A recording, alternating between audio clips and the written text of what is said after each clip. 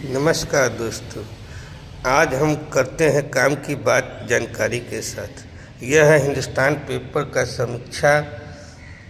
बंगाल में भाजपा से मात खा गई ममता। केरल में वामपंथियों का आखिरी गड्ढा। तमिलनाडु में नए पार्टियों ने कर दिया चमत्कार। जनादेश का संदेश। असम में और मजबूत हुई भाजपा।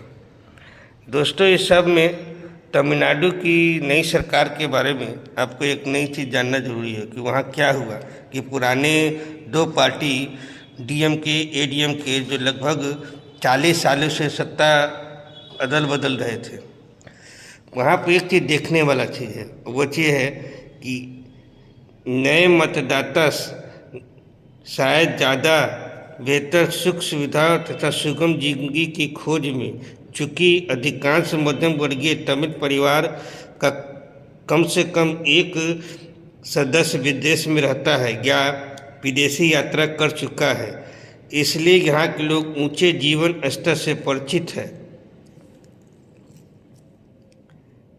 एस श्रीनिवासन। खराब नागरिक सेवा और अपर्याप्त शासन व्यवस्था के कारण लोगों ने परिवर्तन की चाह में डीएमके को सत्ता से बाहर कर दिया। इसके अलावा एक बात यह भी है कि मुफ्त की योजनाओं का फायदा मिलना अब शायद बंद हो चुका है। लोग मानते हैं कि मुफ्त उपहार वाली योजना एक स्थापित व्यवस्था है जो भी सरकार सत्ता में आएगी वो ऐसी लाभ देगी ही देगी। यहाँ पर दोस्तों एक चीज़ ध्यान देने वाला चीज़ है कि जो लिखे हुआ है कि उच्च जीवन स्तर, यानी यूरोपियन इस तरीके का जो सरकार का विधि व्यवस्था मिलेगा।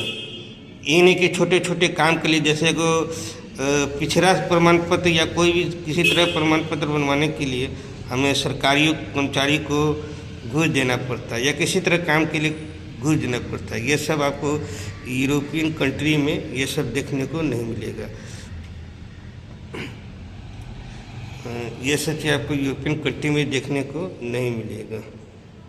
अब मुफ्त का उपहार, ऐसा नहीं कि सोना देने का काम विजय ही कर रहे हैं। इससे पहले की सरकारें, जयललिता की सरकारें हो या स्टालिन है, ये सब आम जनता के बीच में सोना बांटती है। लेकिन अब बार बार सभी सरकारें देने के कारण अब जनता को इस बात के दिमाग में बस चुका है कि कोई भी सरकार आएगी तो पहले से आ रहे तो सारे स्कीमों का देगी ही। स्कीमों का फ़ायदा तो जनता को मुफ्त